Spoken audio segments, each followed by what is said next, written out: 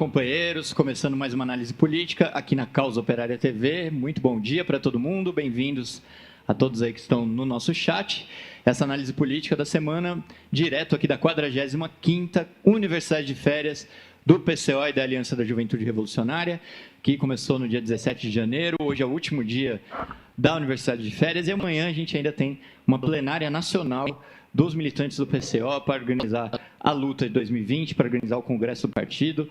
Então, já fica o convite também aí para os militantes do PCO para participarem da plenária amanhã. Bom, você viu aí o vídeo do quadro, né, da rifa que a gente está fazendo, do quadro do Lula.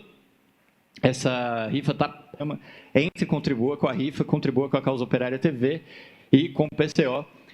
O quadro do Lula é o original do desenho do João Pinheiro, que foi feito para a gente divulgar o ato do dia 27 de outubro, que foi antes do Lula ser solto, e tem o autógrafo do próprio Lula, então participe aí da rifa.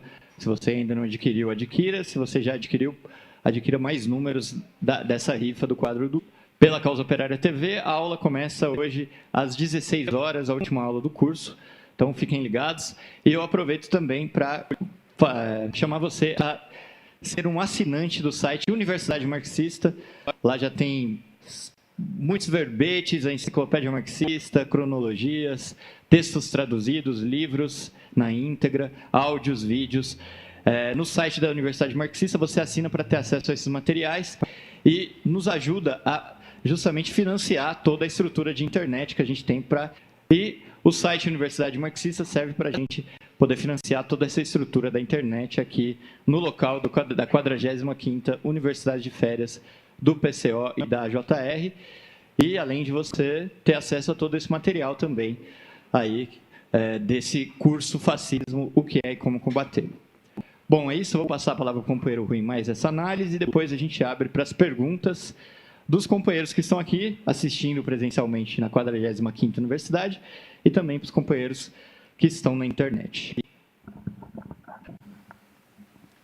Bom dia, companheiros.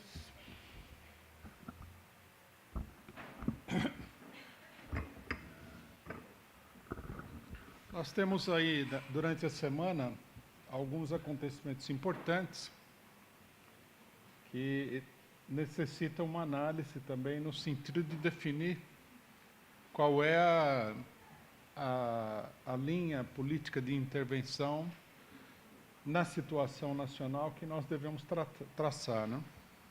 Nós estamos no começo do ano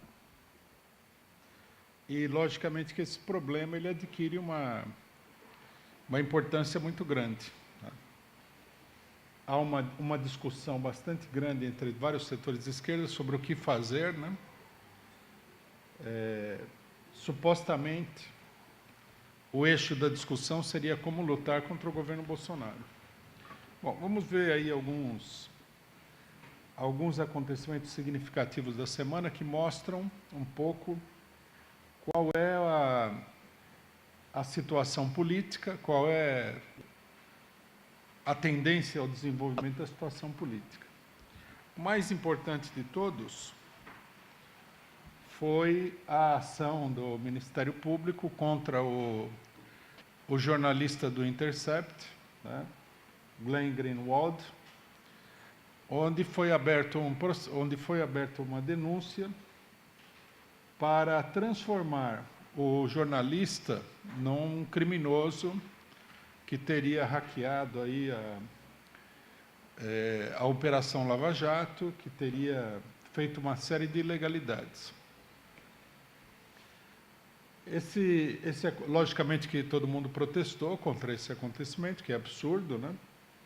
Mas o importante não é apenas protestar contra isso, mas entender qual é o significado desse acontecimento e de outros acontecimentos que vão se desenvolvendo. Nós temos que levar em consideração, para analisar esse problema, que o STF já havia determinado que, diante das ameaças do partido de direita que existe dentro do judiciário, ele já havia determinado que não era aceitável que se fizesse um processo contra o Greenhalgh com base nas revelações que ele fez através dos documentos obtidos por uma outra pessoa, uma outra parte. Mesmo assim, o Ministério Público ignorou a decisão do STF, né, e se lançou a uma perseguição política contra o Greenwald. Né. Isso daí seria um equívoco se nós chamássemos essa perseguição política de censura, porque isso não é já uma censura. O que nós temos aqui é diretamente um processo de perseguição de uma pessoa por exercitar o jornalismo, né? Quer dizer, é uma coisa gravíssima e é muito significativo que o Ministério Público tenha adotado essa resolução, apesar, né, da interdição do STF. Isso daí mostra esse avanço da direita, que não se dobra a nenhuma resolução, a nenhum tipo de legislação, né? O processo contra o Greenwald não encontra nenhum amparo na legislação para poder ser feito, né? É totalmente absurdo. E esse acontecimento demonstra, né, a deterioração da situação política, né, do Estado, que está se processando sob os nossos olhos. O que não é possível que coisas se pronunciem de forma vigorosa. A gente deve comparar a gritaria em torno do secretário Goebbels, do Bolsonaro, com esse acontecimento. A declaração do secretário Goebbels é uma coisa muito menos grave do que isso aqui.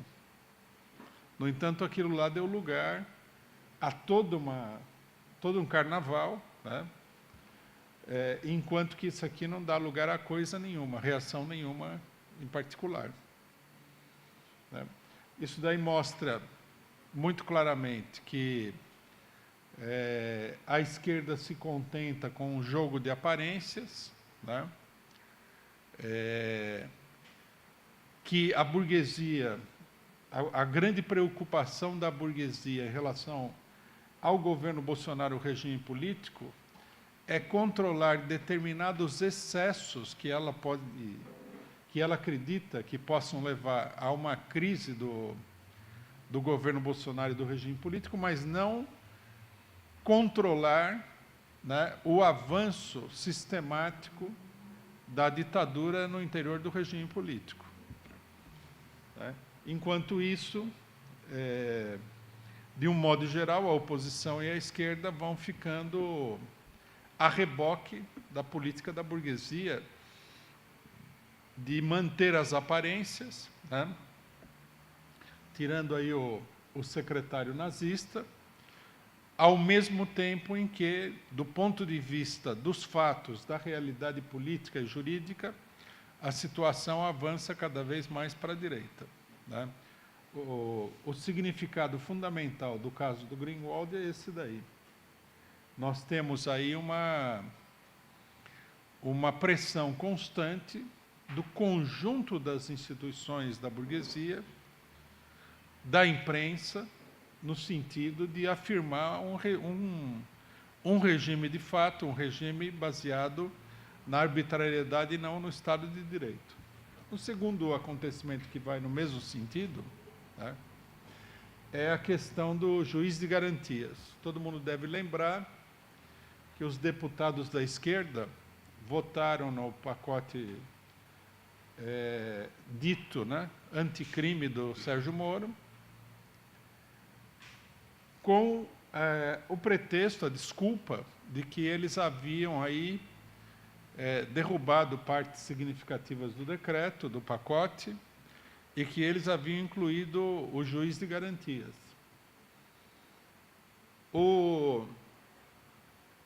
o STF, né, antes do período do recesso, começou a discutir a questão do juiz de garantias, e agora no recesso, quando está aí atuando como único juiz o Fux, que é um partidário da Lava Jato, do Sérgio Moro, ele decidiu que a questão do juiz de garantias vai ser adiada sine die, ou seja, sem data para ser discutido, implementado e tudo mais. É mais uma enorme arbitrariedade, dessa vez dentro do STF, né, que mostra que o Congresso pode votar, o próprio presidente da República pode assinar o decreto, o STF pode discutir a aplicação do decreto, que também, né, seria uma maneira de dar a volta e não executar exatamente o decreto, mas, no final das contas, vem um juiz com uma determinada posição política e invalida o decreto, né? Não invalida propriamente, porque ele não tem o poder de falar que o decreto não tem mais valor, mas toma medidas para que o decreto fique aí como letra morta, né? Então, nós estamos assistindo aí um desenvolvimento e uma luta onde, né, a extrema-direita, essa extrema-direita ligada à Lava Jato, que passa um pouco por debaixo do radar, diante da questão do Bolsonaro, né? Isso daí também não é por acaso, vamos comentar um pouquinho sobre isso. Ela não se dobra às decisões, e ela continua impulsionando uma situação de verdadeira selvageria jurídica que só pode conduzir a uma ditadura. Esses acontecimentos, eles passam despercebidos. A esquerda brasileira, muito despolitizada, ela só consegue fazer demagogia com a questão do Bolsonaro, como nós temos visto, né? As críticas ao governo Bolsonaro são completamente superficiais. Esse acontecimento do secretário de Cultura demonstra muito claramente onde vai a política da esquerda. Quer dizer, é uma guerra de aparências, é uma guerra de demagogia, né? Você acusa aí o governo de ter um nazista, então fica aquele negócio nazista, mas o efeito prático disso daí é nenhum. Você tira o nazista, põe um outro nazista, né? Está cheio de nazistas no governo, e a coisa continua como estava, só que um pouquinho mais disfarçada. E a esquerda se prende a essas coisas. Diante dos grandes acontecimentos, a esquerda não tem nenhum tipo de posição política, como é o caso dessas questões que estão se desenvolvendo aí, debaixo do nariz de todos, né? Então, o ataque ao Bolsonaro também, ele encobre, né, o fato de que o problema da ditadura que está se formando no Brasil não tem a ver exclusivamente com o Bolsonaro. Muita gente procura dar a ideia, procura transmitir a ideia de que o problema é o Bolsonaro. Pessoalmente, o resto do pessoal, isso daí seria muito mais tratável, muito mais amigável, e seria possível evitar o pior, né, se esses outros setores agissem.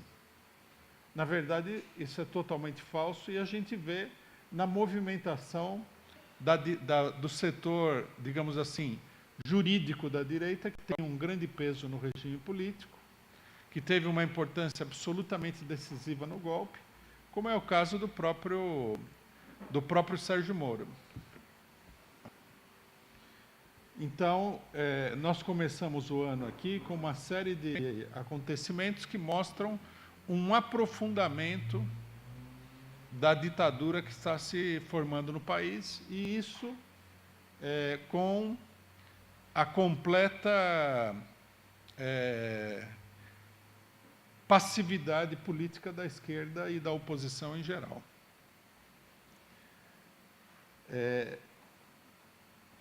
Ao mesmo tempo, nós vemos aí que as crises do governo Bolsonaro, elas não param de se suceder, né?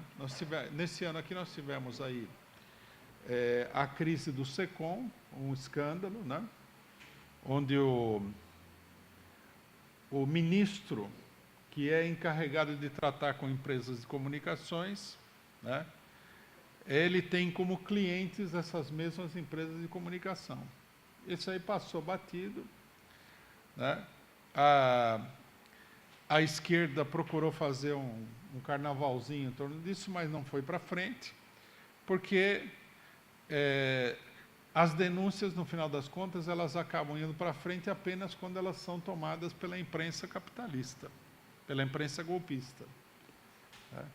E mesmo assim, de uma maneira muito parcial. Nós vimos o caso das denúncias do Intercept, né?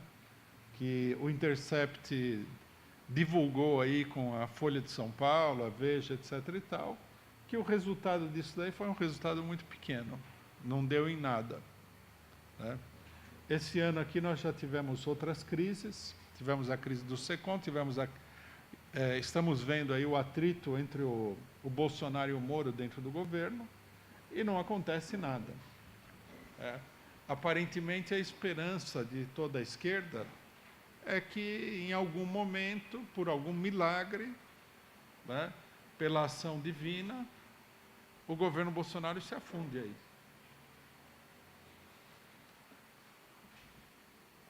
E o que nós estamos assistindo é que,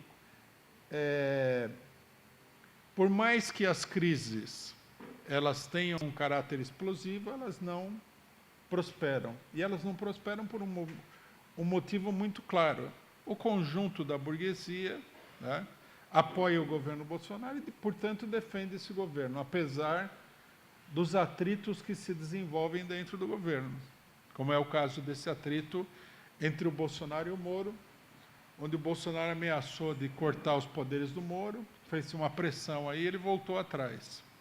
Quer dizer, a burguesia atua nesse sentido, no sentido de manter o governo Bolsonaro sob um determinado controle, mas a crise não se desenvolve, né? Então, nós temos essa situação, que é uma situação muito contraditória. Um governo com muitas crises, muitas contradições, e, ao mesmo tempo, não há um retrocesso da ofensiva da direita. Pelo contrário, a ofensiva da direita ela se intensifica, né? Nós vimos nessa questão, nessas duas questões mais recentes, mas há várias outras questões. Os ataques do governo Bolsonaro continuam se desenvolvendo aí, sem freio nenhum, e, portanto, fica a impressão para todos de que o governo, embora possa ter crises e problemas, é um governo forte, estável, e vai atravessando as crises e vai continuando o ataque contra a população sem problemas. Bom, a grande questão aqui é saber por que as coisas se desenvolvem dessa maneira, né? E esse debate seria um debate fundamental para todo o movimento popular e a esquerda. As coisas se desenvolvem dessa maneira porque a política de oposição ao governo Bolsonaro é uma política totalmente ineficiente. É isso que nós temos que deixar absolutamente claro. Os acontecimentos recentes também mostraram aonde conduz esse tipo de política, né?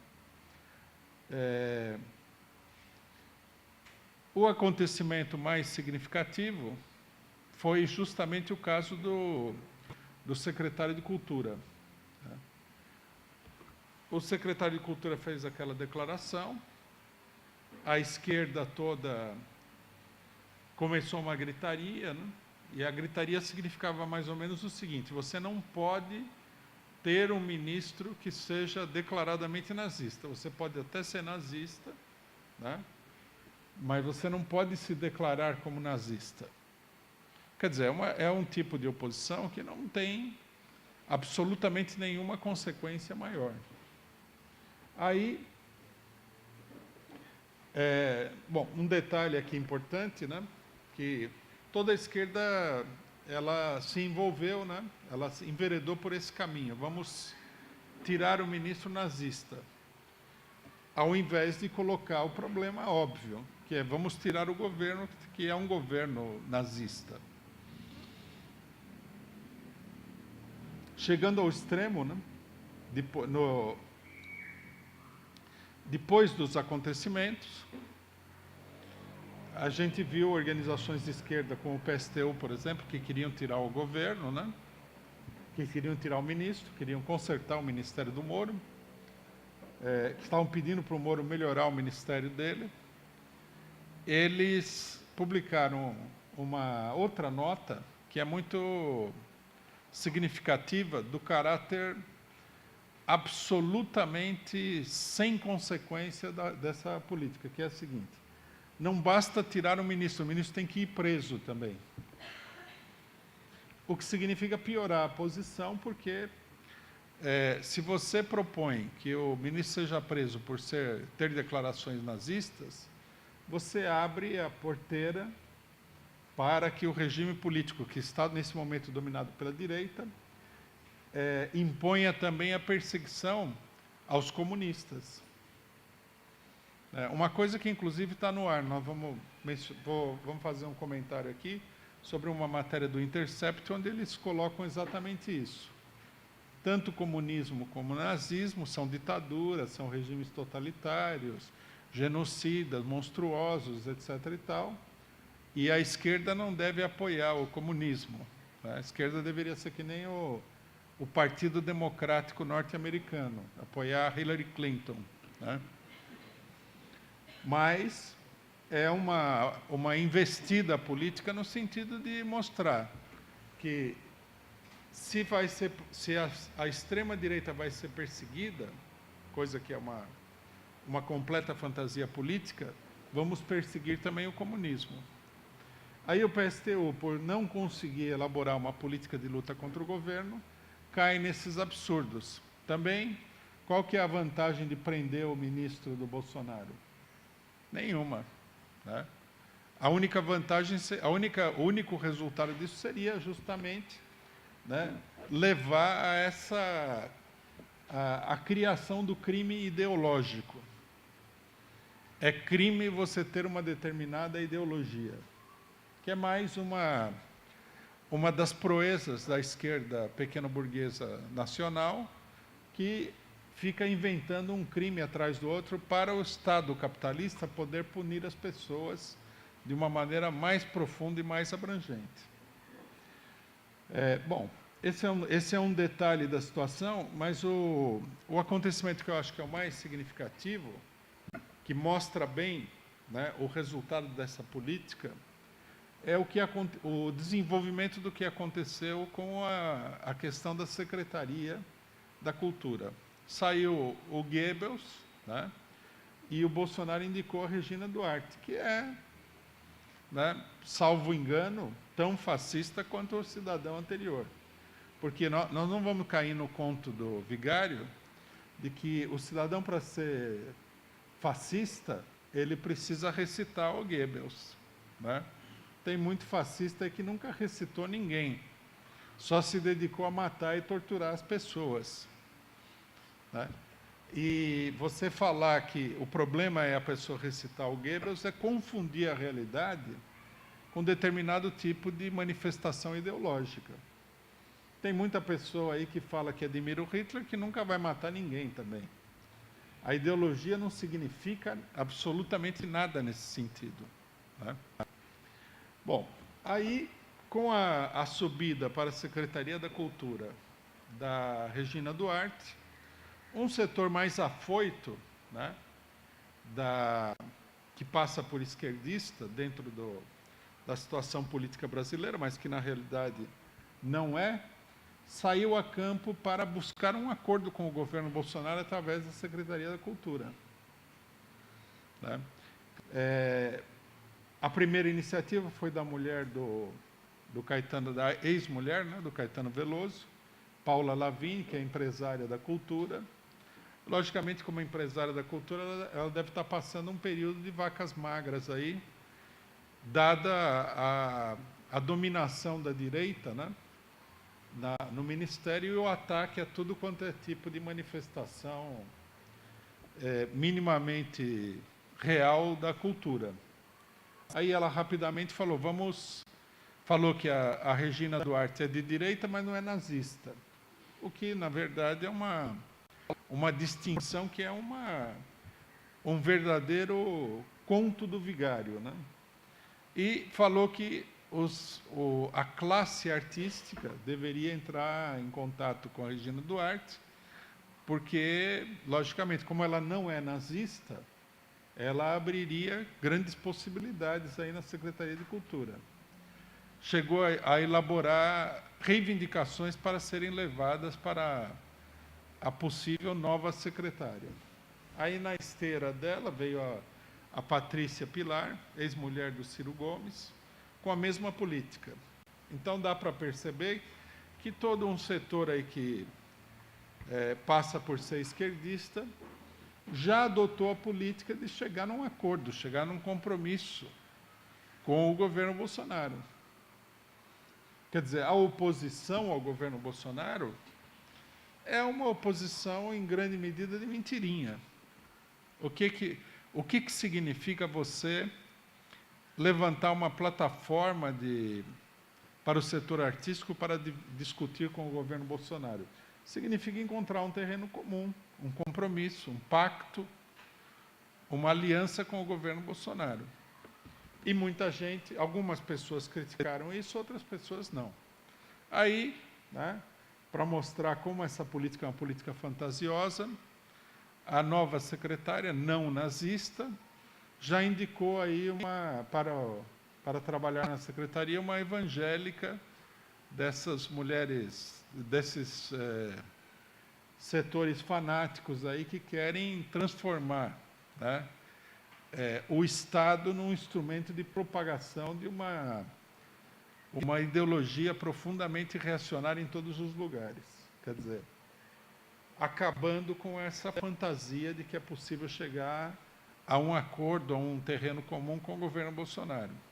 E mostra que há vários setores que não querem entender o que está acontecendo no Brasil, que é que a burguesia ela decidiu dar uma guinada em relação ao período anterior, profunda, no sentido do estabelecimento de uma ditadura, e uma ditadura que tem características fascistas e que se expressa, inclusive, de maneira bem acentuada em setores como o setor da cultura, né?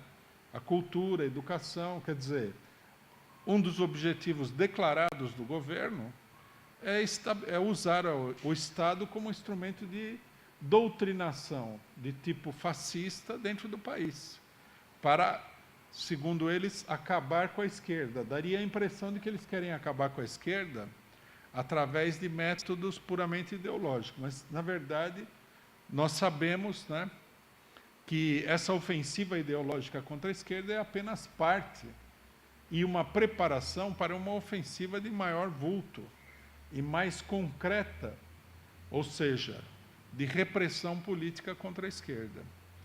E, enquanto isso, esses setores que se confundem aí com a esquerda, com o movimento dos trabalhadores, com o movimento da esquerda socialista e tudo mais, eles vão semeando a mais completa confusão e desorganizando todo tipo de oposição ao governo Bolsonaro.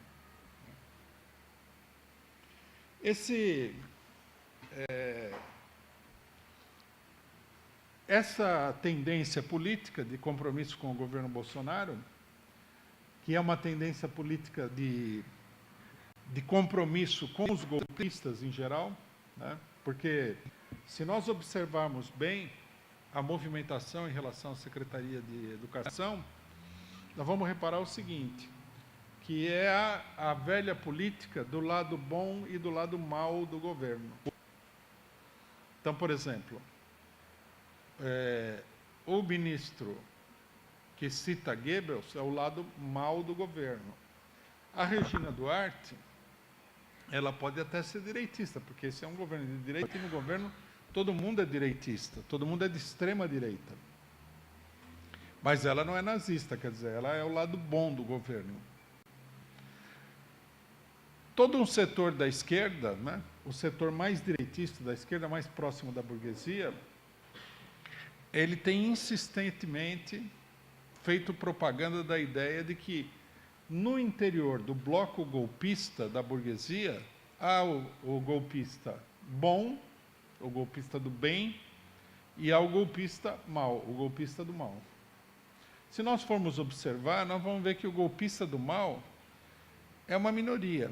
É o Bolsonaro, são aqueles setores que são mais estridentes do ponto de vista das suas formulações políticas, né, e do ponto de vista ideológico. E o setor do bem é aquele setor mais discreto. No entanto, né, se nós observarmos a situação política, nós vamos ver que o setor do bem apoia todas as iniciativas fundamentais do Bolsonaro. Pode eventualmente se colocar contra uma ou outra iniciativa. Bom, essa divisão do setor do bem está dando lugar, nesse momento, a uma ofensiva de setores direitistas da esquerda, no sentido de chegar a um acordo com o setor golpista do bem. E aqui a gente precisa falar muito claramente. Quem mais defende essa política, que é a chamada política de frente ampla, tá? E essa é uma discussão que precisa ser feita, é o PCdoB, de todos os partidos de esquerda.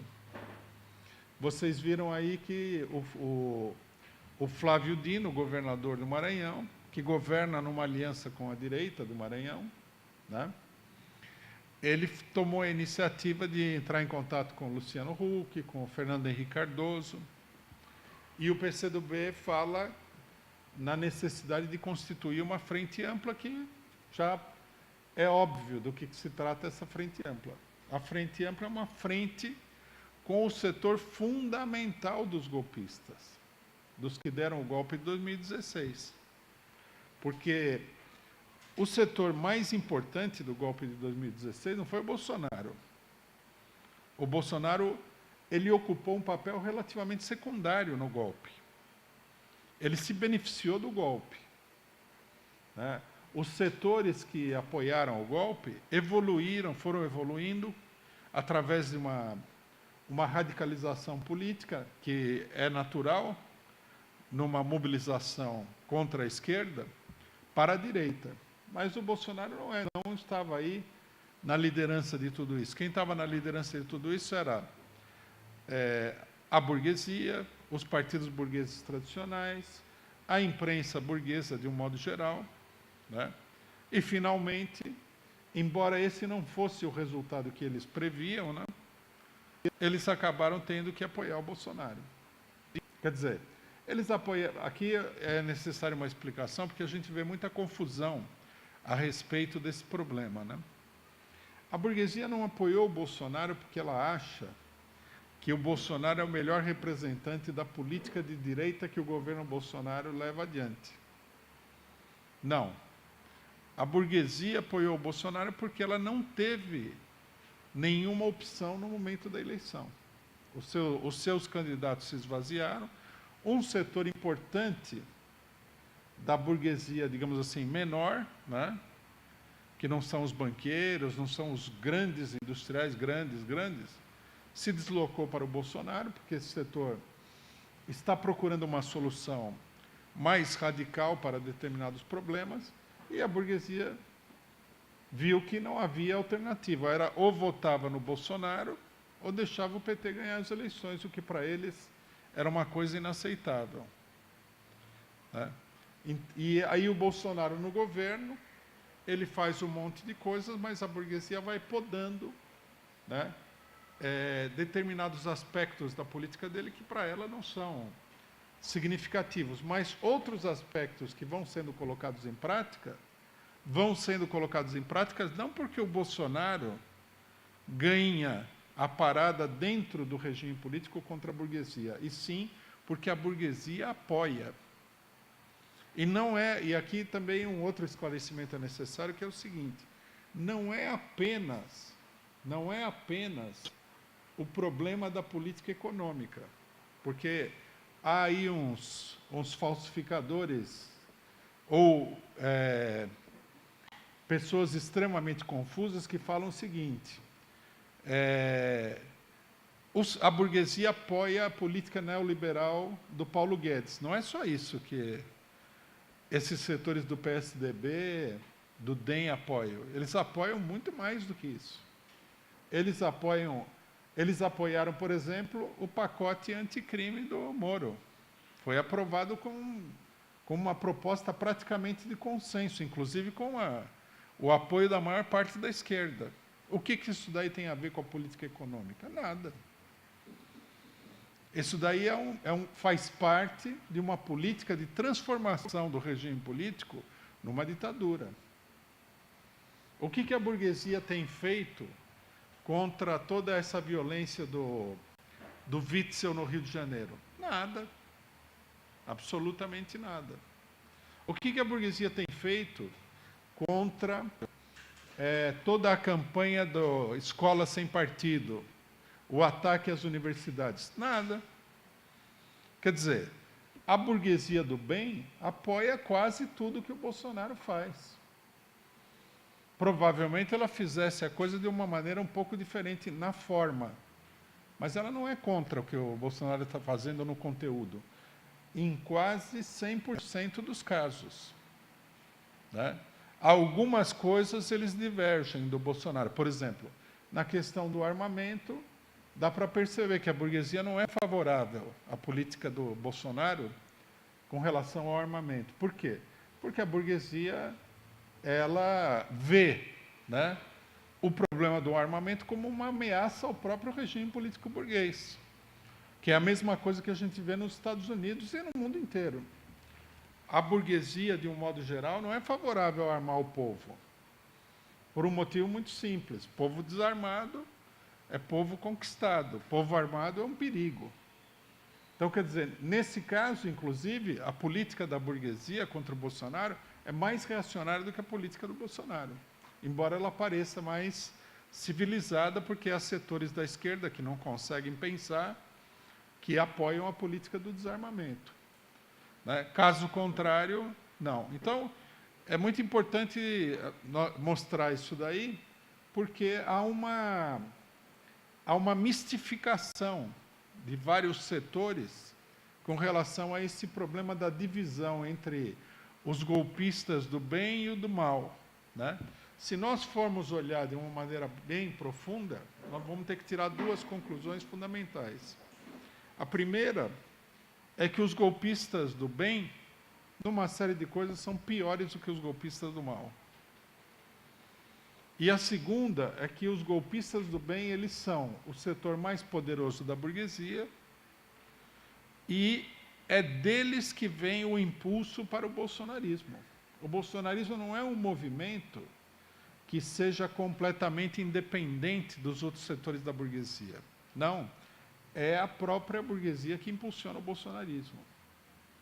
Se no Brasil hoje, né, a situação não chegou a ponto de que o Bolsonaro ou os militares possam dar um golpe militar e fechar de uma maneira rápida o regime político, é porque essa burguesia considera que o momento para isso daí não chegou. Mas quando ela considerar que o momento chegou, isso daí vai acontecer com o apoio dela.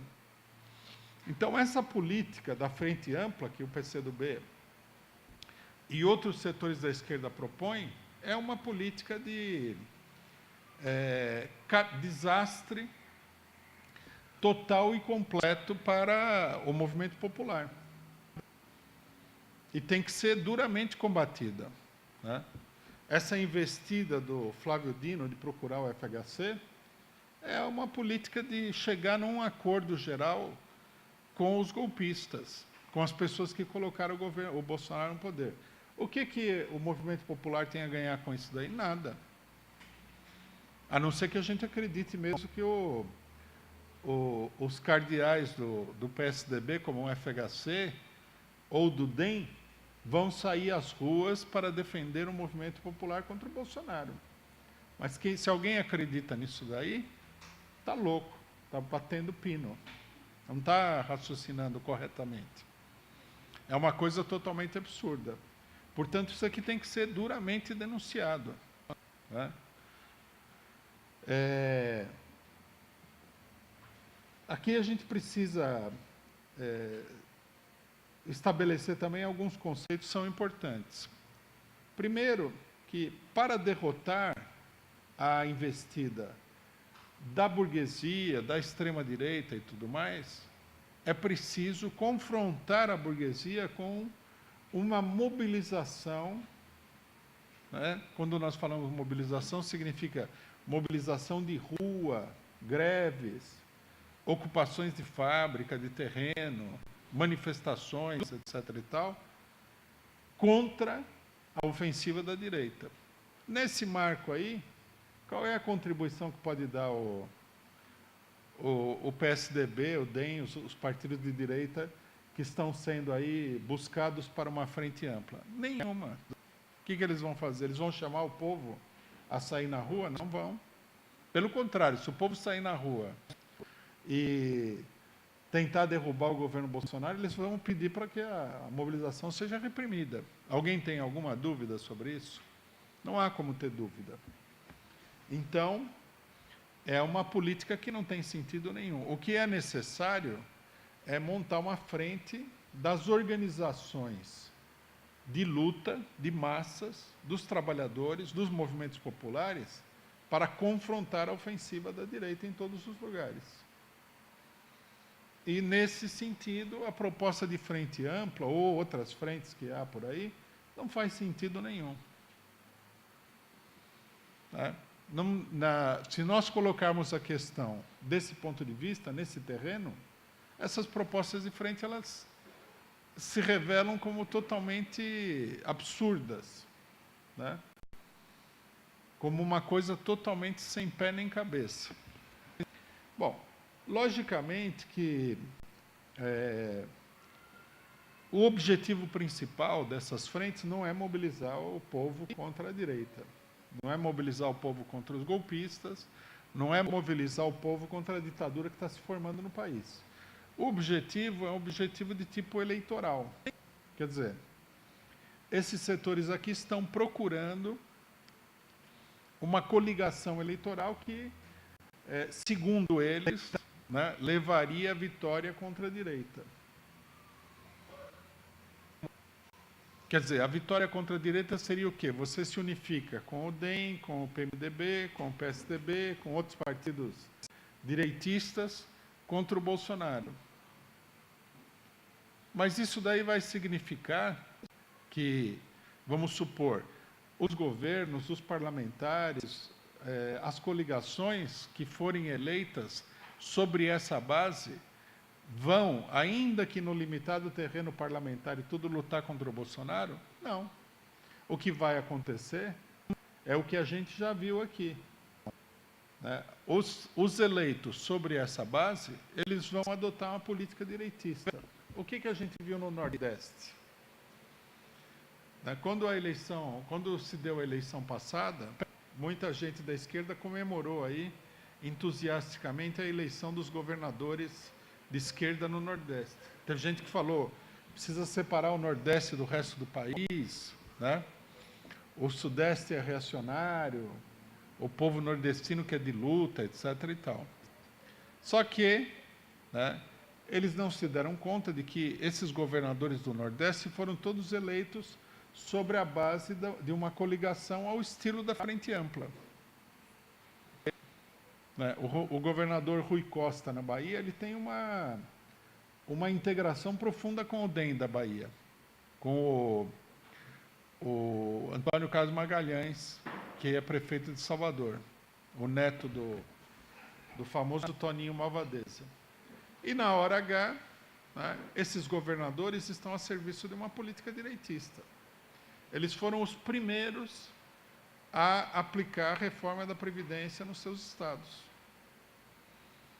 Eles atacaram as universidades públicas, a PM desses estados do Nordeste reprime a população, eles são a favor das privatizações.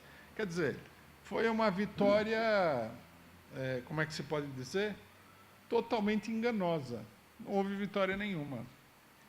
E esse modelo, né, que nós estamos vendo no Nordeste, o PCdoB, na dianteira, né, na vanguarda desse processo, quer repetir no país inteiro. Então, nós teríamos aí, né, como resultado, governos direitistas encobertos pela esquerda, ou governos direitistas onde a esquerda vai a reboque da direita. Isso daí acabaria com a luta contra os direitistas, que deram o golpe, que sustentam o Bolsonaro, e fortaleceria a extrema-direita e a investida da direita contra o povo em todos os lugares. Quer dizer, é uma política que conduz diretamente a uma derrota geral do movimento popular na mão da direita através do confusionismo, através do ilusionismo. Então, essa questão tem que ser profundamente discutida, porque é assim que a coisa vai se desenvolver e não de outra maneira, né? O que nós temos aqui é um processo de fortalecimento da direita e da extrema-direita em nome da luta contra a extrema-direita e o bolsonarismo. Bom, um comentário aqui sobre a matéria do Intercept, que é muito importante. Essa matéria, a primeira coisa que a gente pensa quando a gente vê a matéria é assim, a propósito do que veio essa matéria? Tá? Não sei se todo mundo leu a matéria, mas a matéria fala o seguinte, que a esquerda, para não se dar mal, né, ela precisa parar de elogiar ditadores. Quem seriam os ditadores que ela elogia? Em primeiro lugar, o próprio Lenin. Quer dizer, a esquerda deveria deixar de ser comunista ou simpatizante do comunismo. Aí eles fazem uma equiparação entre, por exemplo, Lenin e Hitler. Né? Lenin é um genocida, o Hitler era um genocida, Lenin seria um genocida e assim por diante. Logicamente que eles disfarçam um pouco a coisa, eles falam que o genocida é o Stalin, mas está implícito que o Stalin seria aí uma criatura do próprio Lenin, e que se o Lenin não foi tão genocida quanto o Stalin, é porque ele morreu cedo. Se ele tivesse vivido mais, ele seria ele mesmo um genocida. O Stalin é um discípulo, um continuador. É toda uma coisa abusiva, né? Do ponto de vista factual, é completamente abusivo. Porque, primeiro que ninguém nunca acusou Lenin de nenhum genocídio. Isso é interessante que a acusação vem da esquerda, né? Até a direita, ela nunca apresentou a coisa assim. Apresentou que o governo revolucionário, em 1917, ele foi um governo repressivo, matou pessoas e tal. Mas genocídio, qual seria? O genocídio de quem? De qual parte da população, de qual povo, de qual etnia e tal? Não existiu isso daí.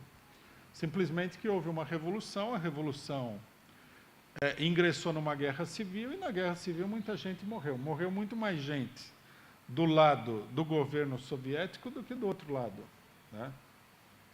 E a guerra civil foi realizada pelo outro lado, não pelo governo soviético. Então, quer dizer, nesse sentido, Lenin não teria culpa nenhuma, não há nada que possa se atribuir a ele. Em segundo lugar, do ponto de vista factual, há um debate aqui que é muito mal feito, e a esquerda peca muito em não entrar nesse debate, que é o seguinte: Stalin foi um inimigo da classe operária, da Revolução Proletária. Né? Foi uma pessoa que realizou aí uma enorme atividade repressiva na Rússia, em primeiro lugar, contra os próprios comunistas, né? Porque, vamos pensar bem, ele na Rússia ele reprimiu um monte de gente. Quem que era essa gente? Porque a direita havia sido derrotada na Guerra Civil, né? Quando as pessoas falam da brutalidade stalinista, eles se esquecem de mostrar quem era o alvo da brutalidade stalinista. Bom, o alvo eram os próprios militantes e simpatizantes comunistas. Stalin reprimiu todas as facções dentro do Partido Comunista da União Soviética, né? Trotsky foi expulso do país, a maioria dos dirigentes trotskistas foi presa e mandada para campos de concentração. As outras facções centristas, direitistas dentro do Partido Bolchevique foram igualmente suprimidas, foram julgadas em julgamentos farsa, várias pessoas foram executadas, milhares de pessoas foram presas por motivos ideológicos, e todas elas eram comunistas, ou eram acusadas de se relacionarem com alguma facção do Partido Comunista. Isso daí, os propagadores aí do genocídio stalinista, eles não falam nada. E a esquerda também não fala nada. Fica nessa lenga-lenga de contagem de corpos. Quem matou mais, né? E como a direita investe muito dinheiro na propaganda ideológica, acaba aí prevalecendo, inclusive no meio da esquerda, a opinião de que o Stalin teria matado mais gente que o Hitler, que é um absurdo. É uma versão totalmente absurda. Atribuem aí essa ficção sobre a repressão comunista, ela tem como centro aí uma obra que foi feita na época da queda da União Soviética, que é um livro chamado O Livro Negro do Comunismo, onde falam que os diferentes governos e não sei o que lá, comunistas, teriam matado 100 milhões de pessoas. É uma obra de engenharia numérica.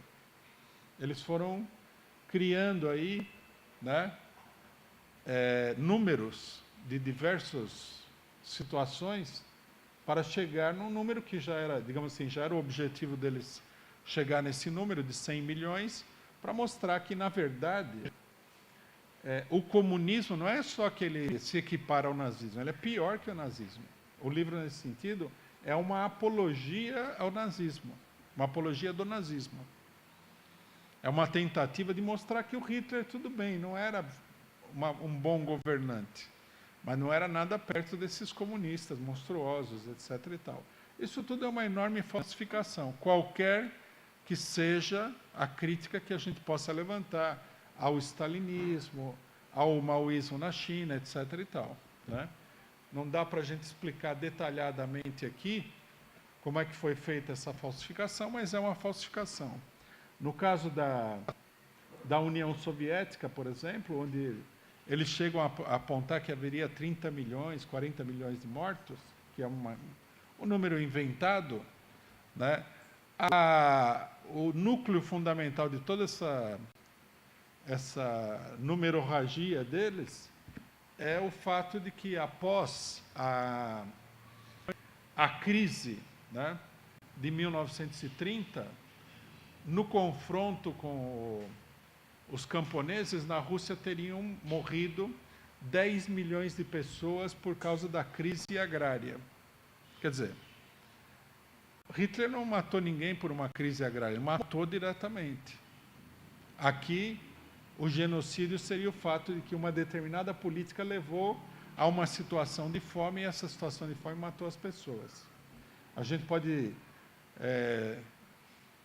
discutir a política, que efetivamente foi uma política completamente aloprada do stalinismo na época, mas não é a mesma coisa que matar, sei lá, 6 milhões de judeus nas câmaras de gás.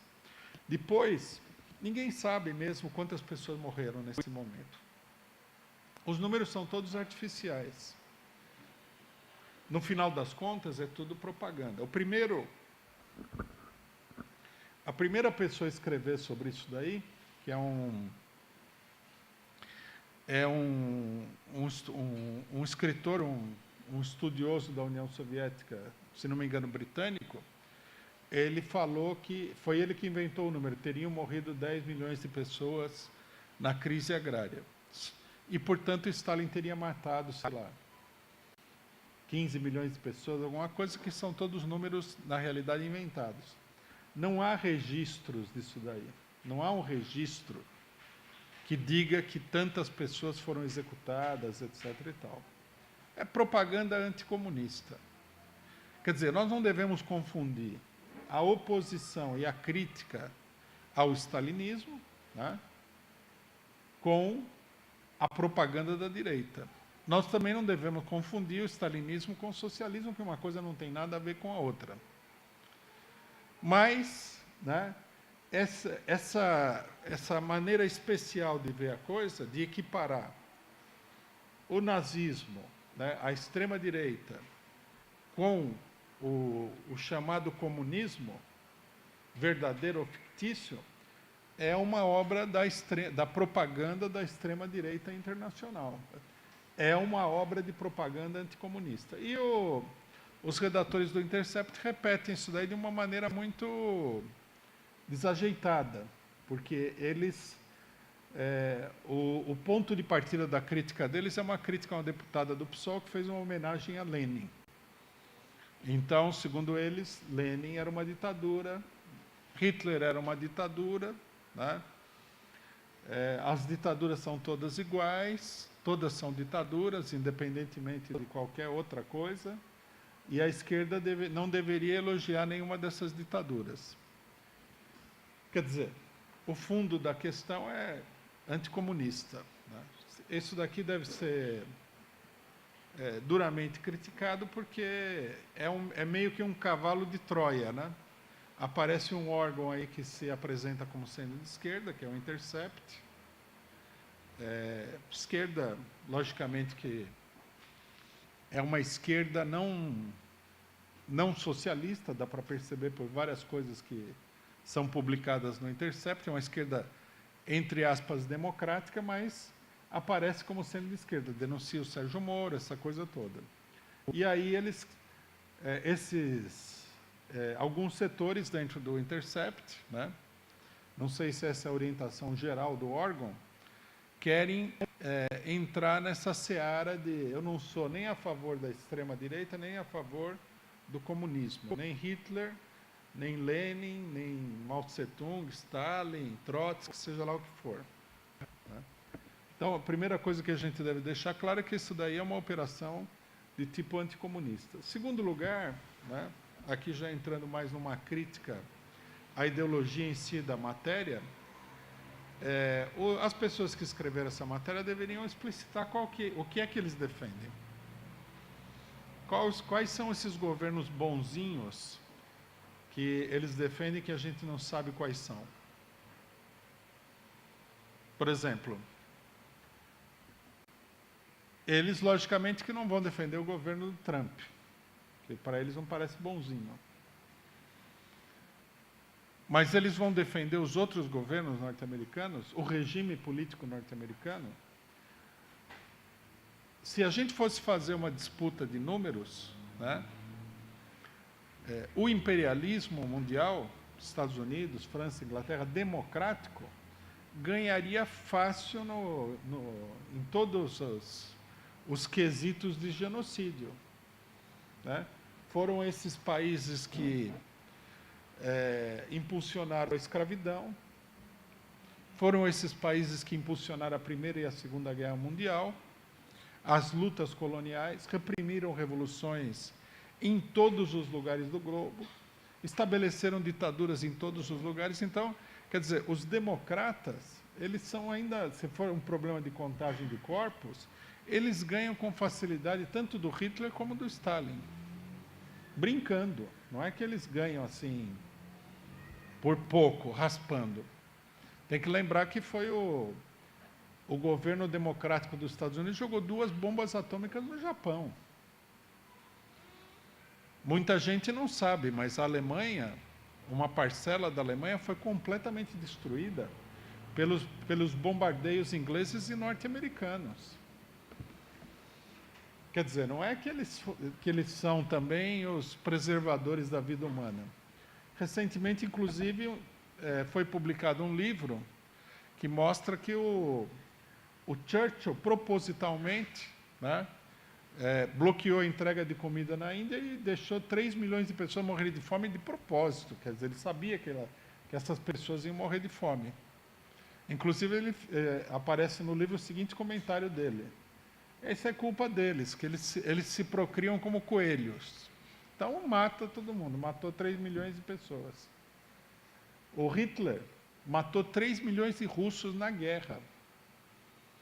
Quer dizer, o Hitler era aprendiz de genocida perto do Churchill, se a gente for olhar bem. Né? Todos esses democratas, eles são os piores genocidas. Então, o que está sendo apresentado para a gente aqui como modelo? Né? Do ponto de vista do regime político. Qual que é o modelo bom? Que não mata ninguém, que só faz o bem. Só para a gente mencionar uma das últimas façanhas do imperialismo, no Oriente Médio, esses governos do bem aí, desde a Guerra do Golfo, deixaram um rastro de 2,5 milhões de pessoas mortas. Isso sem falar que, logicamente, que todos esses conflitos que a gente assiste em escala mundial, eles são provocados pela pressão do imperialismo. De onde que vem esses conflitos? Dá a impressão de que os povos aí de determinados países gostam de se matar à toa. Mas não é verdade. Quando você vai olhar de perto, tem uma luta pelo petróleo, por minérios, etc. e tal.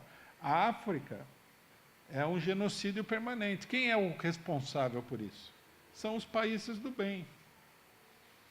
É a França, né? É a Itália, é a Espanha, é a Inglaterra, a Alemanha, os Estados Unidos. Então fica meio estranho, né? Você não pode apoiar ditadores, mas você tem que apoiar os genocidas democratas, que são inclusive, além de genocidas, são os verdadeiros piratas do nosso tempo, porque eles organizam todo esse genocídio para roubar a população de todo o planeta. É uma roubalheira inacreditável. Por exemplo, por que nós temos uma crise gigantesca no Iraque? Por causa do petróleo iraquiano, em grande medida, por causa do petróleo do Oriente Médio. Quanta gente não morreu por causa desse negócio do petróleo e continua morrendo? Por que nós temos crise na Líbia, uma guerra civil na Líbia? Porque os países imperialistas querem o petróleo da Líbia. E assim vai. É Síria e tudo mais. Então, os colunistas aí do Intercept, eles precisariam explicar, né, o que a esquerda deveria apoiar. Não pode apoiar um governo como o do Lenin, que expropriou a burguesia, quer dizer, tirou, né, o dinheiro e a propriedade dos ladrões do país, que satisfez as reivindicações dos trabalhadores, das mulheres, dos camponeses. Por exemplo, o Lenin, que eles consideram como um mero ditador, igual a Hitler, é o homem que entregou a terra na Rússia numa canetada para 100 milhões de camponeses. Vocês imaginem uma coisa dessa? Ele não foi lá para roubar o petróleo. Ele deu a terra para os camponeses, para 100 milhões de camponeses. Qual país capitalista pode mostrar alguma coisa parecida com essa? Nenhum. Não existe isso daí. Outra coisa também que os democratas não mostram foi a União Soviética, que pela primeira vez atendeu todas as reivindicações das mulheres. Na União Soviética, todas as reivindicações do movimento operário foram atendidas. Esse é um ditador. Já o governo da Inglaterra passou os últimos 5 séculos roubando o mundo inteiro. Esse é um modelo de democracia. Quer dizer, é uma palhaçada esse tipo de artigo, né? Uma completa palhaçada. Nós, logicamente, que nos colocamos do lado daqueles governos que atuaram na defesa dos interesses dos explorados. E nós defendemos também o caráter ditatorial do governo de Lenin. Tinha que ter uma ditadura. Como é que você vai esmagar a resistência da burguesia sem uma ditadura contra a burguesia? Porque aqui também é ditadura e democracia. O sexo dessa democracia e ditadura não fica claro. Ela é uma ditadura e uma democracia sem sexo. É como um anjo. O anjo sem sexo. Não, a ditadura do proletariado na Rússia, durante o governo do Lenin, era uma ditadura contra o imperialismo, contra os latifundiários, contra os capitalistas, a favor dos camponeses e a favor dos trabalhadores. A ditadura foi para garantir que a terra que foi entregue para 100 milhões de camponeses continuasse na mão dos camponeses. A Rússia foi invadida por 14 exércitos imperialistas. Como é que você vai enfrentar isso daí? Vamos chamar o Marcelo Freixo, do PSOL, para enfrentar isso daí? Para você poder consolidar um governo dos explorados, foi necessário uma duríssima guerra civil. Duríssima. Quem provocou essa guerra civil? O imperialismo. O imperialismo financiou, mandou dinheiro, mandou soldados, mandou armas para tentar derrubar o regime soviético. Aí vem esse palhaço aqui do Intercept e fala que não podemos elogiar a ditadura. Não, nós temos que elogiar essa ditadura. Eu, pessoalmente, elogio essa ditadura. Eu quero uma ditadura dessa no Brasil, para tirar os bancos dos banqueiros que estão matando a população de fome, para tirar as empresas dos empresários capitalistas, para distribuir a terra ao povo do campo, para satisfazer as reivindicações dos operários, para os operários trabalharem menos, ganharem um salário que permita uma vida digna. É lógico, é uma coisa totalmente absurda. Bom, fica aí o comentário, porque me parece que isso daí é uma onda que vai se propagar, né? Os democratas sem sexo, né? Não podemos apoiar ditaduras, temos que apoiar democracias. Bom, nem vamos falar que, logicamente, que eles condenam o apoio nosso à Venezuela, que está sob embargo econômico do imperialismo e ameaça de invasão militar e várias tentativas de golpe de Estado contra o governo venezuelano. Nós também defendemos essas ditaduras contra as democracias. Entre a democracia dirigida pelo Trump e a ditadura dirigida pelo Maduro, nós estamos com a ditadura dirigida pelo Maduro. Bom, para concluir, companheiros, eu acho que nós estamos começando o ano, né, praticamente, final do mês de janeiro, e nós vamos realizar aí, o PCO vai realizar uma plenária nacional amanhã para discutir as primeiras ações políticas do ano. Ontem eu estava vendo uma notícia de que o Sindicep de Brasília, Sindicep, né? Chamou uma reunião e formou o Comitê Popular Fora Bolsonaro, né? Que é assim, quase que um sinal, né, dos acontecimentos. O que nós efetivamente queremos para esse começo do ano é justamente isso daí. Fazer proliferar os comitês de luta fora Bolsonaro, que são comitês de luta contra a direita, contra os golpistas e tudo mais, organizados sob a palavra de ordem central de fora Bolsonaro, e ver se nós conseguimos, né? É um desafio para nós e para todas as pessoas que querem ver esse movimento frutificar, ver se nós temos condições de efetivamente colocar nas ruas um amplo movimento pelo fora Bolsonaro. Nós queremos quebrar nós estamos em oposição direta à ideia de que nós temos que esperar a salvação do Brasil das eleições, de que nós temos que esperar até 2020, de que nós temos que fazer aliança com Fernando Henrique Cardoso. Nós estamos em oposição direta a tudo isso daí, né? E como nós acreditamos que a solução é colocar o povo na rua pelo fora Bolsonaro e confrontar diretamente o que está acontecendo, né? Golpeando bem no centro do problema, que é o governo Bolsonaro, nós vamos fazer um esforço para fazer com que esse movimento saia às ruas. Nós temos a convicção de que no Brasil inteiro, independentemente da camiseta partidária, da bandeira ideológica, há, se não centenas de milhares, milhões de pessoas que querem um movimento pelo fora Bolsonaro. Quer dizer, não é que nós estamos fazendo um movimento que é só nosso. Nós queremos fazer um movimento que junte, né, essa disposição de luta e faça com que o povo saia à rua e imponha uma derrota a tudo isso que aconteceu desde 2016, que é essa ofensiva da direita.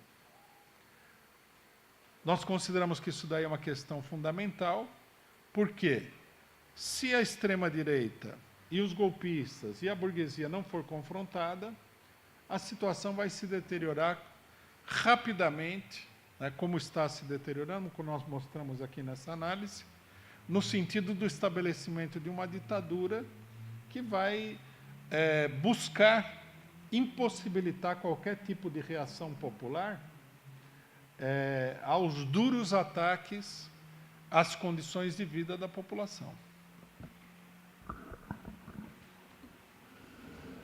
Bom, companheiros, a gente vai abrir para perguntas. Lembrando que a gente combinou, pode se inscrever comigo, eu vou começar pela internet, e aí eu levo o microfone aí. Bom, começar agradecendo aí o Renê da Silva Bastos, que atualizou a assinatura dele como membro do canal. Muito obrigado. Também ao superchat do Ernesto Abdala Filho e do Plínio Aquino Júnior. Muito obrigado. Daniel C. também contribuiu com o superchat. Políticas que estão compreendendo a situação política da mesma maneira que o PCO? Se sim, quem são eles? Não, há muita gente que levanta a questão do fora Bolsonaro. Se eles veem a situação exatamente como nós estamos vendo, aí já é uma outra questão, né?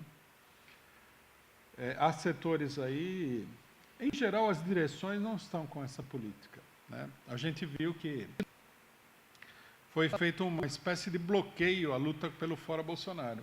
E nós perdemos aí vários meses do primeiro ano do governo Bolsonaro, no meio de várias crises do Bolsonaro, para levar adiante essa luta. Mas nas bases de todos os partidos de esquerda, há uma enorme pressão no sentido de levar adiante a luta do fora Bolsonaro.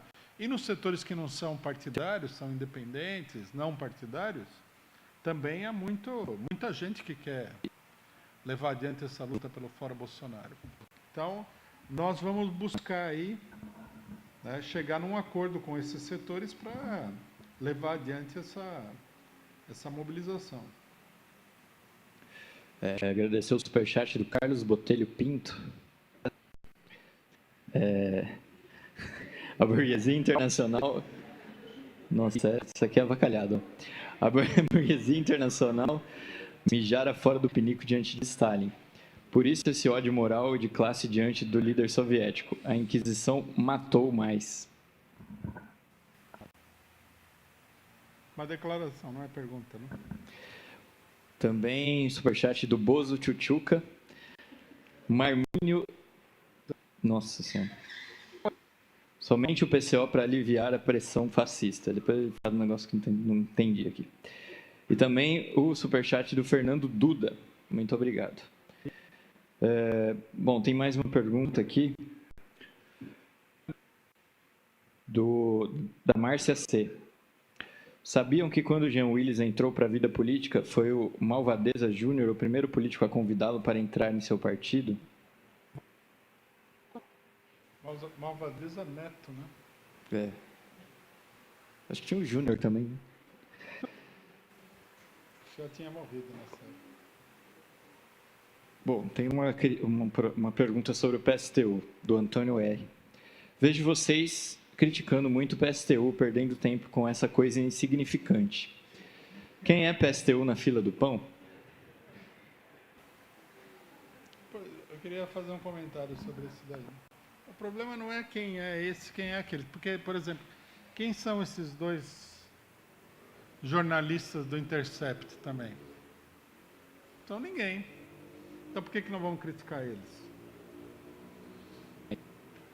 Na verdade, é uma luta de ideias. É isso que a gente deve fazer. A luta de ideias não depende de que a pessoa que tem a ideia em si, ela seja uma pessoa significativa do ponto de vista político. Tá? O PSTU tem mais presença política do que esses jornalistas, por exemplo. Mas eu tenho certeza que a posição dos jornalistas tem mais influência ainda do que a posição do PSTU. Então, o problema é que, se nós acreditamos que uma política correta é necessária para levar adiante uma luta bem-sucedida, então nós temos que travar a luta de ideias, não tem por onde.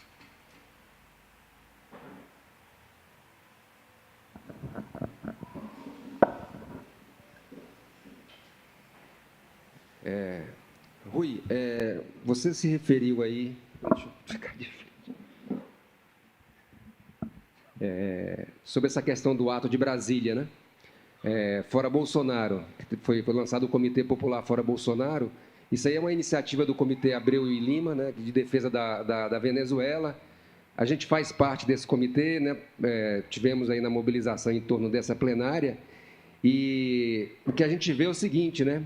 Que ela é interessante é que congrega pessoas. Bom, o PCO está lá, tem muita gente, muita militância que tem vinculação com partidos políticos ou não, né? Tem gente do PT, do PCdoB, do PSOL, gente da base, né?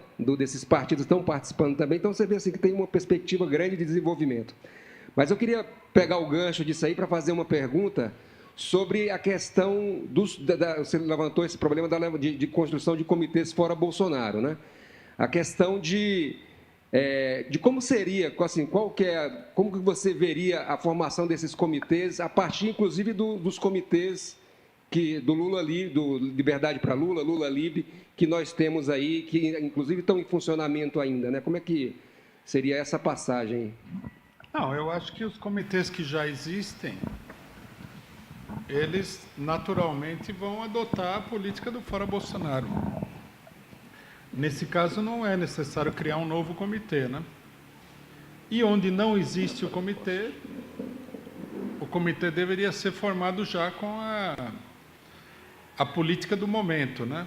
Nós temos chamado os comitês que nós temos formado de comitês de luta contra o golpe, contra o fascismo e contra a ditadura, né? Eu acho que o nome genérico é bom, mas o Comitê Fora Bolsonaro também é positivo, né? Também coloca explicitamente a luta do momento. Agora, o que me parece mais importante é que nós devemos formar esses comitês em caráter permanente. Eles são uma forma de organização importante, né? Apesar de todas as dificuldades para formar o comitê em vários lugares, a gente deve insistir, trabalhar, porque isso pode se transformar numa forma permanente de organização e pode ser o instrumento fundamental da mobilização em todos os momentos nessa situação política que nós estamos vivendo aqui, que é uma situação política cheia de problemas e cheia de questões fundamentais para a luta do povo brasileiro, né? Rui, o Zé Simão disse que o juiz de garantia é o VAR da política. E você, na sua opinião, é também?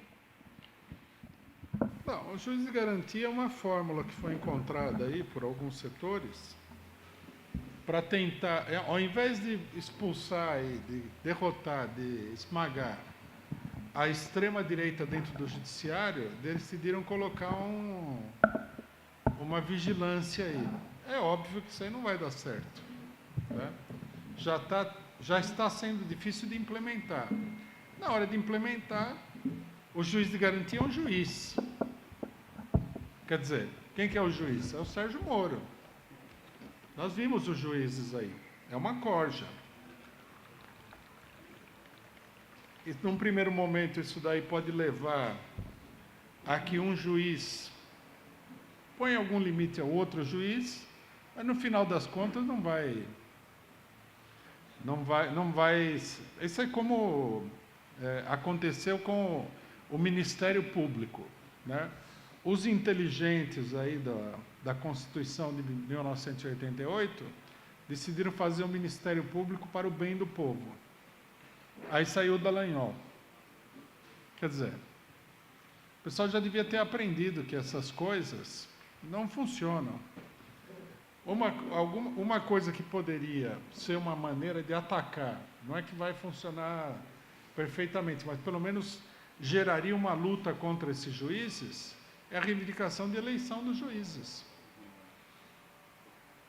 Quer dizer, abriria pelo menos uma pequena possibilidade de controle popular do juiz. Agora, colocar um juiz para vigiar o outro é a mesma coisa que colocar um PM para vigiar o outro.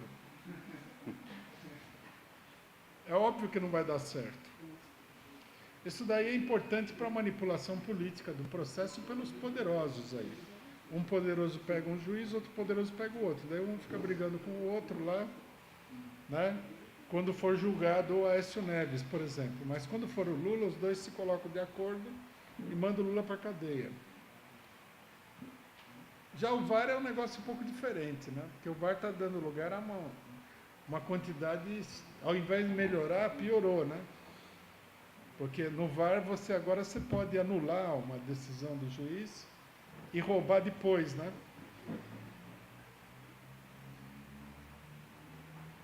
É isso? Boa tarde, Rui, boa tarde os presentes e o pessoal da internet. Eu tenho uma indagação, Rui, e gostaria de ouvir um comentário seu.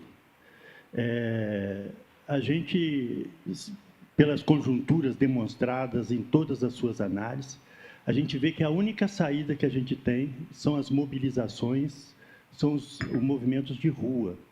Isso nos coloca numa ação direta como única saída da nossa situação. Os intelectuais, os ideológicos da esquerda, creio que já chegaram a essa conclusão também. Como eles são encastelados nas eleições, nas suas candidaturas no parlamento, fica protelando e sabe que essa é a saída. Como que a gente consegue desmontar isso, mostrar e ganhar essas ruas, apesar dessas direções que fica jogando tudo para conciliação de classe e para a eleição? Eu acho que não tem um problema real aí. Se nós fizermos um trabalho bem feito, no sentido de formar comitês, de convocar atividades pelo Fora Bolsonaro, muita gente vai vir, independentemente da política das direções. Acho que é a coisa mais simples do que parece. É preciso ter a iniciativa. A gente já mencionou aqui que no ano passado nós ficamos muito concentrados na campanha pela libertação do Lula. E não dava para organizar uma ampla campanha pelo Fora Bolsonaro. Pelo menos para nós não dava. Fazer as duas campanhas ao mesmo tempo era muito complicado. Nós, logicamente, que fizemos a campanha pelo Fora Bolsonaro, mas como uma campanha secundária. Agora, nós vamos aqui nos lançar completamente na campanha pelo Fora Bolsonaro. Eu acho que nós vamos ter resultado. Precisamos construir comitês em todos os lugares. Precisamos, como foi feito aí no Sindicep, não sei se o comitê é do Sindicep ou é um comitê simplesmente foi feito na sede do Sindicep, mas, por exemplo, nós devemos constituir comitês na base dos sindicatos, nos locais de trabalho, nas universidades. A iniciativa de lançar essa proposta de comitês, inclusive, vai mostrar qual é a profundidade do sentimento aí das pessoas pelo Fora Bolsonaro. Nós só podemos avaliar isso daí pela prática mesmo, né? Nos lançando a Constituição, não só dos comitês, né? Nós temos que chamar ato público, como a gente fez na questão do Lula e tudo. Temos que fazer... Durante a campanha do Lula, nós fizemos mutirão todo domingo e toda quarta-feira, né?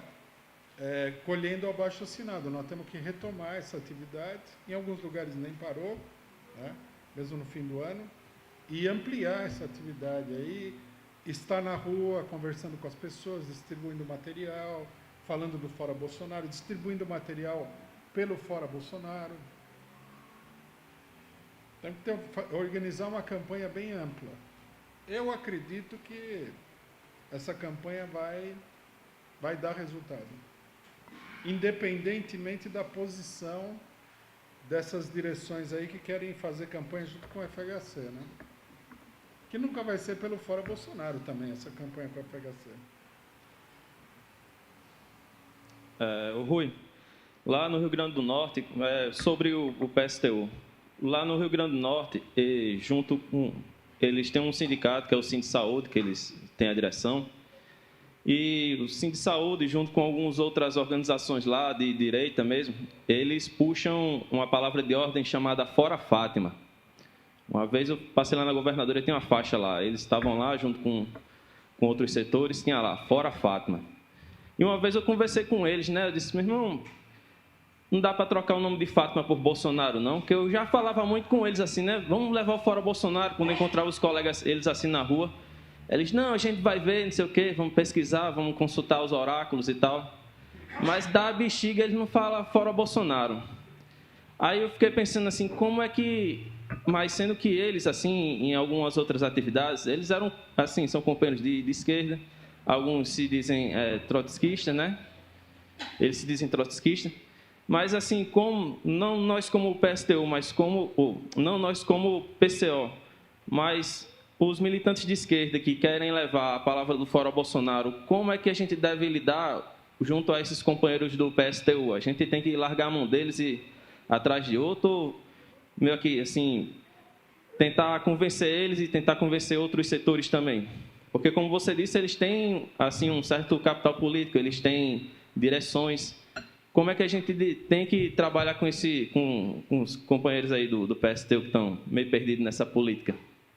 Bom, primeiro é significativo que o PSTU não levante o Fora Bolsonaro, mas levante o Fora Fátima, que é governadora do PT, né? Essa é uma coisa realmente criminosa, né? Quer dizer, podia ser uma campanha do partido do Bolsonaro, essa daí. Bom, com relação a conseguir aí a adesão do PSTU, eu acho que a gente não deve se preocupar especificamente com o PSTU. Nós temos que formar um comitê, o comitê tem que ser aberto a todos os setores que queiram participar. Não vamos ficar aí com nenhum tipo de picuinha com os partidos de esquerda, desde que eles queiram efetivamente mobilizar pelo Fora Bolsonaro, né? Porque volta e meia entra um cidadão no comitê, mas não quer nada com nada de mobilização de nada. Então, tem que ser um movimento amplo, tem que ser um movimento democrático, né?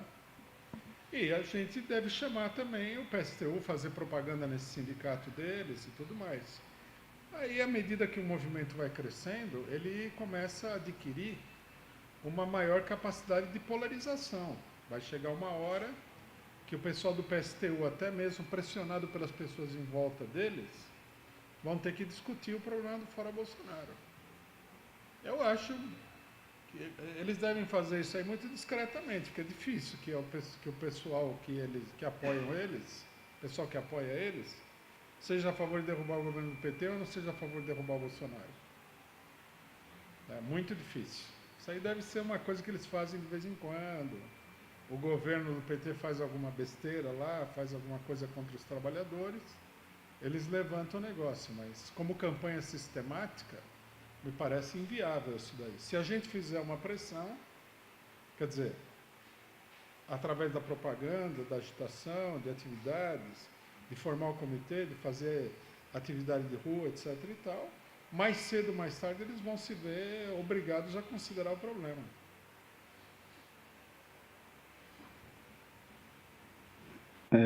Rui, eu tenho duas perguntas, não sei se é possível fazer isso, que é o seguinte, a primeira é qual que é o principal motivo, né, do conflito que existe, né, entre o Bolsonaro e o Moro, e a segunda é o seguinte, devido à crise econômica que a gente está passando, né, me veio à mente assim, eu tive uma curiosidade, né, de como que os russos, né, durante a Revolução, que certamente passaram por uma forte crise econômica, né, como que eles conseguiram, se houve isso, né, driblar essa questão econômica, né, para, enfim, conseguir fazer a tomada do poder, né, porque às vezes eu percebo um pouco isso quando faço uma campanha financeira, uma atividade, né, do partido, né, e às vezes tem essa dificuldade econômica e como fazer para driblar essa situação, para ficar favorável para a luta da classe operária. Bom, sobre a questão do Bolsonaro e do Moro, nós temos que entender o seguinte, os dois setores são de direita, de extrema direita, inclusive, mas eles respondem a interesses sociais ali dentro da burguesia diferentes. Tá? O Bolsonaro é um político tradicional, no final das contas. A diferença dele com o presidente da Câmara lá é que ele é do baixo clero, o outro é do alto clero político, né? Mas ele é um politiqueiro, envolvido em todas as mazelas que todos os políticos estão envolvidos. Ele está há décadas aí no Congresso Nacional, já vieram os famosos escândalos de corrupção do baixo clero, alguns já vieram à tona aí, a rachadinha, etc., que é tipo coisa de ladrão de galinha do baixo clero do Congresso Nacional, né? E tem outras coisas também, já levantaram que o Bolsonaro tem não sei quantos milhões em propriedade, essa coisa toda. É evidente que, como todos os políticos do Congresso Nacional, ele está envolvido aí nessas maracutaias. Já o Sérgio Moro, embora ele esteja ligado aí a políticos do PSDB e tudo mais, ele vem de um outro movimento político e de uma outra base social, que são esses juízes, que também estão envolvidos em maracutaia, mas é uma maracutaia diferente, porque eles não são parlamentares, governadores, nada. Esses promotores, juízes e tudo mais, eles têm uma ligação, eles não têm uma base política real. Tá? Por exemplo, na medida em que eles não são parlamentares, não são governadores, etc. e tal, eles não têm uma base de sustentação real. Eles têm algum apoio de setores direitistas e tudo mais. Quem dá sustentação a eles, evidentemente, é o imperialismo, em particular o imperialismo norte-americano. Então, quer dizer, o fato deles virem de dois movimentos diferentes e terem base de sustentação diferente, coloca um atrito entre o Moro e o Bolsonaro. A grande fonte de atrito, o que é? Né? A gente pode identificar duas que a gente vê o tempo todo. Uma, que o Bolsonaro tem aí o rabo preso com a corrupção, e o Moro, logicamente, que tem as informações todas. É uma ameaça. O Bolsonaro fica ali apertando o Moro, para o Moro não tomar nenhuma atitude contra ele, contra os filhos, etc. e tal. Mas o Moro permanentemente é uma ameaça contra ele, porque ele tem uma certa independência do governo Bolsonaro. E a segunda é o fato de que todo um setor, que na minha opinião é o setor mais perigoso do golpe, que é o setor mais diretamente ligado ao imperialismo, vê o Moro como uma alternativa ao Bolsonaro, inclusive nas próximas eleições. O que não seria nada positivo isso daí, né? São dois setores aí muito perigosos. Daí o fato de que tem essa crise. Sobre a questão da União Soviética, da Revolução Russa, os bolcheviques, eles encontraram várias maneiras de financiar a atividade política deles, né? Uma delas era a campanha junto aos trabalhadores aí, pedindo contribuições homem a homem. Lenin, inclusive, tem textos onde ele faz o balanço da campanha, né? Ali tem o resultado da campanha, quantas contribuições eles conseguiram, quanto que eles conseguiram na média. Então, ele faz tem textos onde ele faz toda uma análise. Essa campanha era feita, em geral, em torno do jornal partidário, tá? Para sustentar o jornal partidário. Agora, diante da variedade de situações que teve na Rússia, eles lançaram mão de outros métodos também.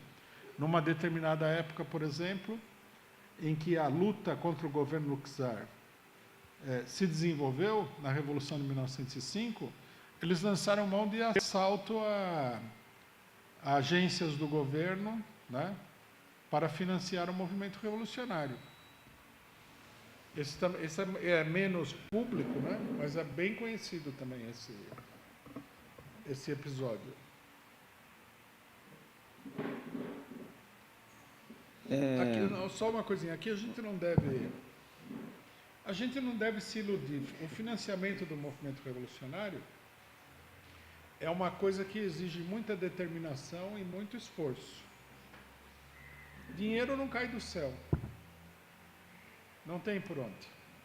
Não vai aparecer o velho da Havan aí para financiar o PCO. Né?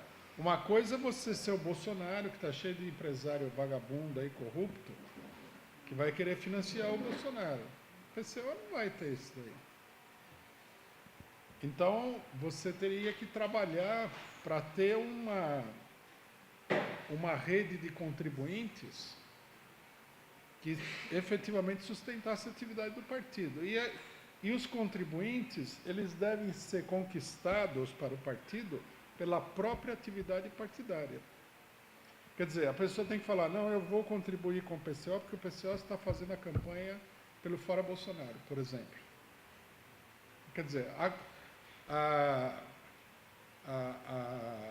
a justificativa central da contribuição é a própria atividade revolucionária do partido. Agora, é uma coisa que muita gente não entende, principalmente gente nova, que nunca participou de uma atividade partidária, mas que é importante. Sem você fazer isso aí insistentemente o tempo todo e tal, convencer todos os militantes de que financiar o movimento é uma tarefa essencial, convencer as pessoas próximas e outras de que tem que financiar o movimento, sem isso daí não tem futuro nenhum.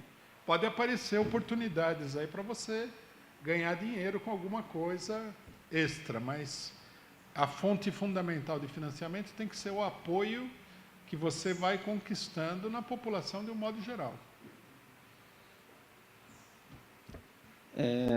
Quando você estava falando dos governadores do Nordeste, me veio na cabeça os partidos socialistas da Europa que tomaram várias medidas direitistas e acabaram ficando muito desmoralizados e meio que acabando, assim. Então, eu queria saber se isso pode acontecer com o PT no Nordeste, o mesmo processo que aconteceu na Europa, com os partidos socialistas. Eu acho que não só pode acontecer, como já está acontecendo, né? Eu vi uma declaração de um presidente de um sindicato da CUT falando que o Rui Costa é um ditador. Teve mobilização dos sindicatos cutistas contra a política do governo da Bahia nas universidades. É inevitável, isso aí que você está falando é uma coisa inevitável, esse desgaste. Porque é um partido que se apresenta como de esquerda, como a favor do povo e que atua a favor dos capitalistas. É uma contradição que é impossível de sustentar. Como é que você vai sustentar essa contradição?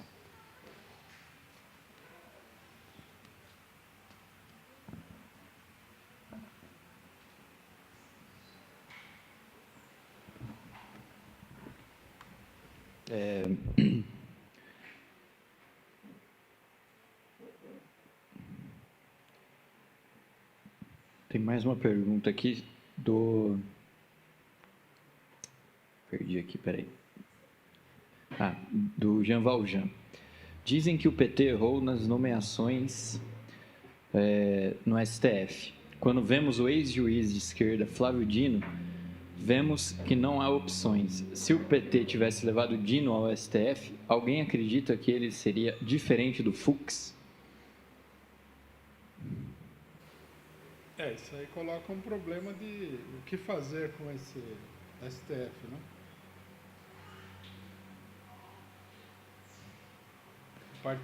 Um partido que pretende... É complicado, porque significa um esforço para administrar o Estado burguês que é muito difícil.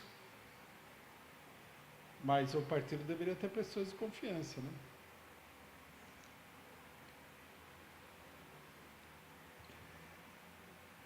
Nelson Henrique Sampa. Rui, o problema da esquerda não seria um problema de direção, onde a cúpula está tomada por pequeno-burgueses que tendem incessantemente a integrar-se ao regime por conta de sua formação? É um problema de classe social. A esquerda está formada aí por elementos pequeno-burgueses que têm muitos defeitos e muito pouca virtude também.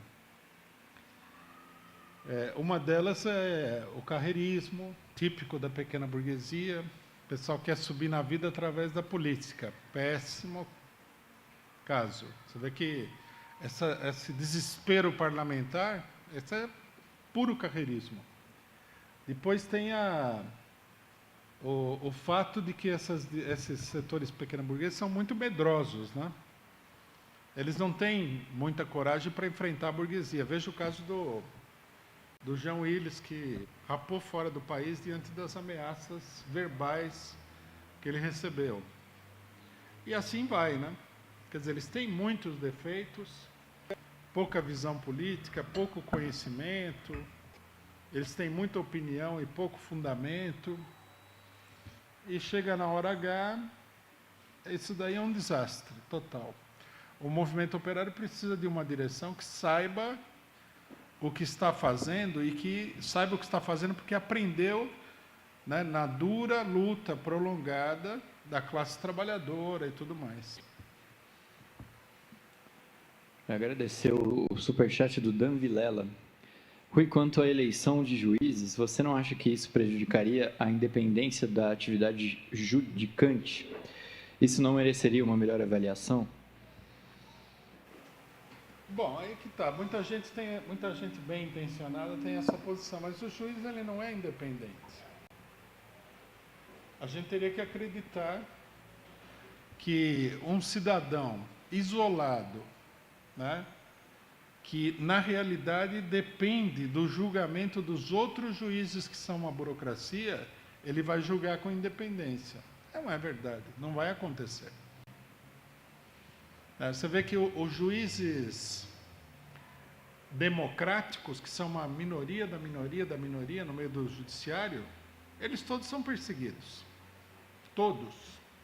Todos têm processo, todos foram ameaçados de cassação e tal. Quer dizer, juiz independente não existe. É uma boa intenção, mas é uma boa intenção que não se realiza. Então, nesse sentido, se a gente partir do princípio de que o juiz é um ser que faz parte de uma determinada instituição e que está sob a pressão dessa instituição, é melhor colocar o juiz sob a pressão do voto popular. Ele tem que prestar contas para quem elegeu, e não para os outros juízes. Quer dizer, se ele não não der conta do recado, o povo não vota nele, teoricamente também, porque lógico que a eleição é uma coisa complicada, mas é uma maneira de debilitar essa burocracia do judiciário, né? Tem um complemento do Dan Vilela, também um superchat, que ele diz que um juiz trabalhista escreveu em sentença que vivemos uma meritocracia neoliberal neofascista e tem sido alvo de perseguição pela direita. Que seja garantida a independência aos juízes e que se repense a formação de novos quadros. Não, isso da formação de novos quadros... É que o pessoal tem uma ideia meio fantasiosa do que é o judiciário. Por exemplo, todo mundo acha que o juiz ele é escolhido por concurso e tal. Isso é uma bobagem. O juiz ele é escolhido porque o pessoal gosta do jeitinho direitista dele. É isso. Nós não podemos viver aí com fantasias, né? E depois, ele é escolhido, ele não é independente. Você imagina quanto a pressão que os empresários, os políticos, os poderosos fazem sobre os juízes? O pessoal não tem noção, porque não conhece a realidade. Tá? Por exemplo, minha mãe foi juiz, ela era juíza do trabalho. E a pressão dos empresários em todos os lugares que ela trabalhava era enorme. Ela mesma falava isso daí. O pessoal dá presente, assedia. Não é brincadeira, não é assim. A gente não vive num mundo de pessoas abstratas. É um mundo concreto. Acho que essa é a última pergunta. Do Mark Davis, ele contribuiu com o Superchat. Ele fala: a esquerda deve modular o discurso, tendo em vista o conservadorismo do eleitor. Conservadorismo do povo pede modulação da esquerda.